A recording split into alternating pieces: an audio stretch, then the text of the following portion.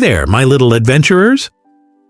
Quick question, have you ever told a lie so big that you started believing it yourself? Well, buckle up your adventure belts because today we're diving into one of the most dramatic truth-telling stories in the entire Bible. We're talking about Ananias and Sapphira, two people who thought they could pull the wool over God's eyes. Spoiler alert, that didn't go so well for them. But don't worry, this isn't just a scary story.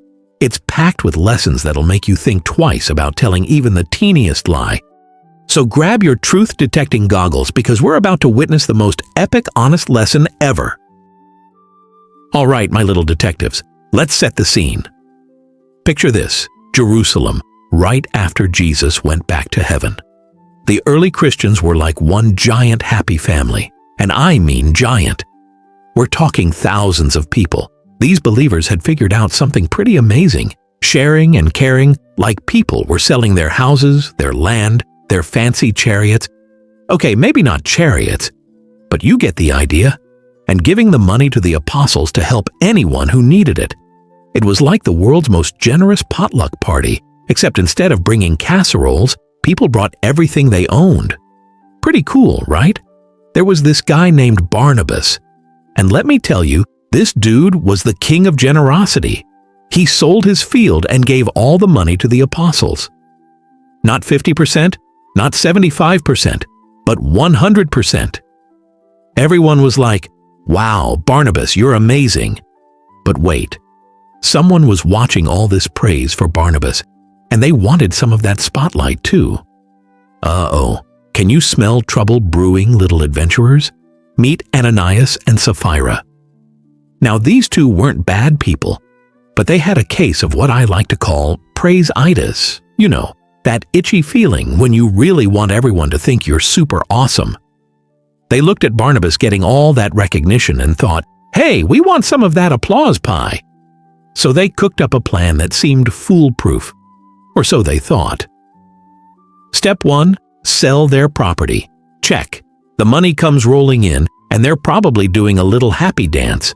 But here's where things get tricky, my truth-seeking friends. Instead of giving all the money like Barnabas did, they decided to keep some for themselves. Now here's the thing. That was totally fine. Nobody said they had to give everything. But here comes the plot twist that'll make your jaw drop. They decided to lie about it.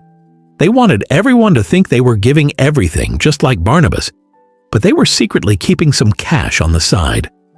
So Ananias marches up to Peter and the gang with his partial payment, putting on his best "look how generous I am" face. He's probably thinking, this is going to be epic. Everyone's going to think I'm as amazing as Barnabas. But little did he know, God sees everything, and I mean everything, little adventurers.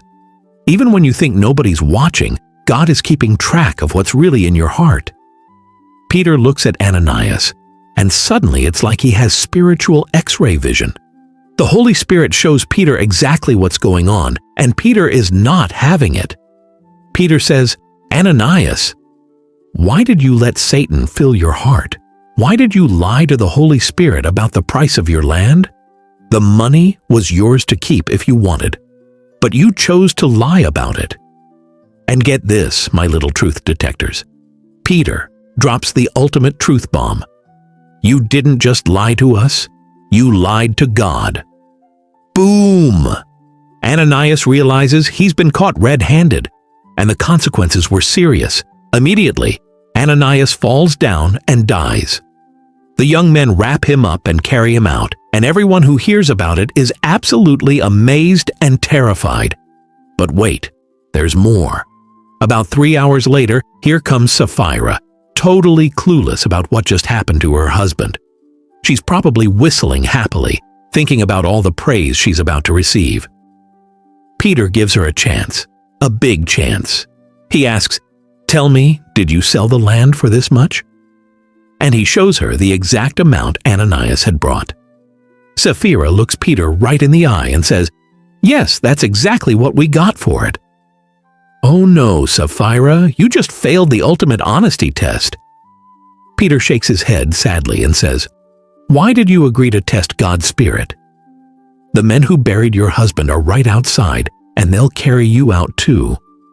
And just like that, Sapphira also dies immediately, and the same young men carry her out to bury her beside Ananias. The whole church and everyone who heard about it were filled with awe and holy fear. That was intense, wasn't it? Now you might be thinking, that seems pretty harsh. But here's what this story is really teaching us. God cares way more about what's in our hearts than what's in our wallets. Ananias and Sapphira's problem wasn't that they kept some money. It was that they lied about it. They wanted the praise without the sacrifice, and they thought they could fool God. Here's the truth, little ones. You can't hide anything from God. Not your thoughts, not your actions, not even that cookie you snuck from the jar when Mom wasn't looking. God sees it all, and He loves honesty more than perfect behavior. This story teaches us that being honest, even when it's embarrassing or gets us in trouble, is always better than lying. God would rather have our genuine hearts than our fake perfection. Remember, my brave little truth tellers, God doesn't expect you to be perfect, but He does expect you to be honest. When you mess up, and everyone does, just tell the truth.